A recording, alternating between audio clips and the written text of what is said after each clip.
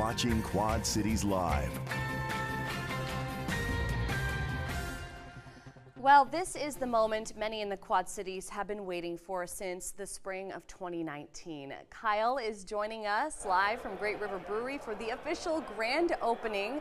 Kyle, the celebration starts at 4. It sounds like it's really already underway. You know, we got here about 2:45 and the celebration was already started. Everyone's so excited to have Great River Brewery back here in downtown Davenport.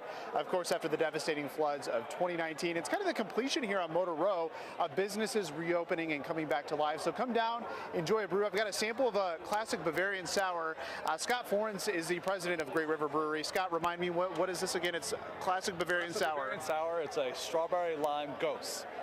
So it's got a little tang, but it's light, good for the summer. And as we found out last week, I'm a big fan of the sours, so this is right up my alley here. So obviously beautiful weather for this, and this has been a few years. The program, the weather, brought that in. It'll be here all night. So. Absolutely. So talk about the process of renovating this building. Obviously, you had the Streets of Italy pizza, which was connected to this, that was supposed to open the day of the flood, and it just didn't happen. That's correct. So it all got washed away at the same time. Obviously, the brewery was a little more complicated, but ours was still a restaurant. And there was a lot of equipment that got lost and had to be rebuilt.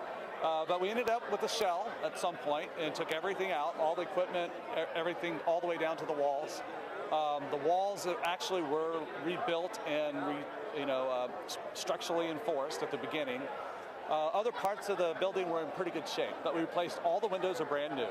All the openings are brand new. And the building is part of the historic Motor Row, so we had to maintain, it's a contributing building actually to the historic Motor Row, so we had to maintain the exterior look, and we couldn't repurpose anything from the outside. So we had some constraints, and we tried to live within those. But the finishes on the inside are industrial. We didn't redo the floors. We just kind of cleaned them up. We did make sure the bathrooms were much nicer, so that was a big improvement. And we also tried to keep in mind that we are in a floodplain. Heaven forbid it happens again, but we're ready to go, and we thought about that when we were rebuilding too. So we kept power up off the floor. We made sure we rebuilt instead of with wood, we used metal.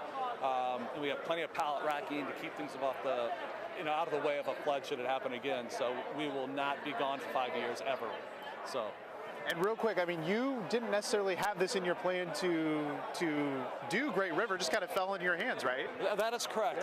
Yeah. It was one of those where you're sitting around and the former owners had spoke with me. I'm like, I don't know, you do anything today? I'm like, no, let's rebuild.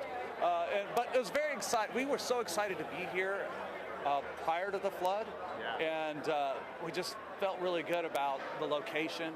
So when it came back up, the opportunity came back around, maybe I wasn't planning on it, but it was one of those things I kept in the back of my mind. If we were going to do this, I'm all in. All right, and this is almost 3 businesses in one because Scott also purchased Nerd Speak, which was very popular. Late last year they had to close, but they're in here now as well. So come down, enjoy a brew and some pizza.